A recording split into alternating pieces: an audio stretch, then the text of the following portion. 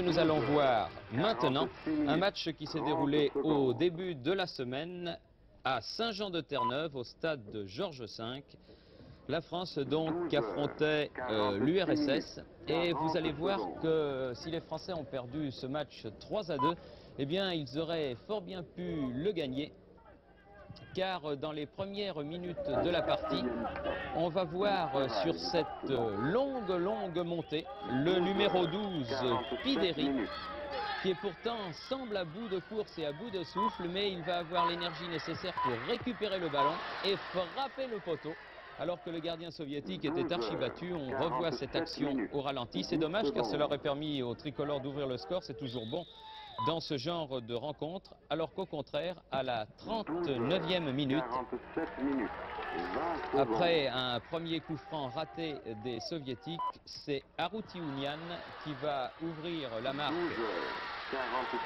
pour les jeunes soviétiques. Vous vous souvenez qu'au championnat d'Europe, la France et l'URSS étaient affrontés 0-0. Les Français s'étaient inclinés au coup de pied au but, mais sans l'Auxerrois solaire qui était suspendu. Là, à mi-temps, 1-0 en faveur des soviétiques. Les Français qui vont revenir au score dès la reprise grâce à Adrian. Un but partout, tout est donc à refaire et il reste pratiquement une mi-temps à jouer. 59e minute, Toutain, le gardien de but tricolore, est un petit peu juste sur ce coup et c'est Arutiounian, celui qui avait marqué le premier but, qui est là pour reprendre le ballon et le pousser de la tête dans le but tricolore. 2-1, 59e minute.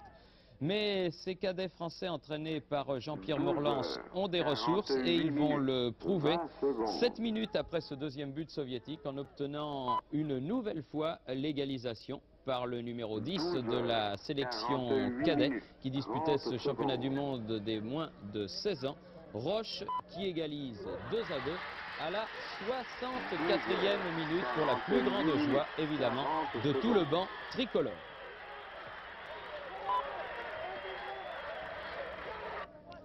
Mais cette joie sera de courte durée, puisque très exactement à 5 minutes de la fin du temps réglementaire, eh bien, les soviétiques, plus matures peut-être, vont obtenir le succès grâce à Niki Forov.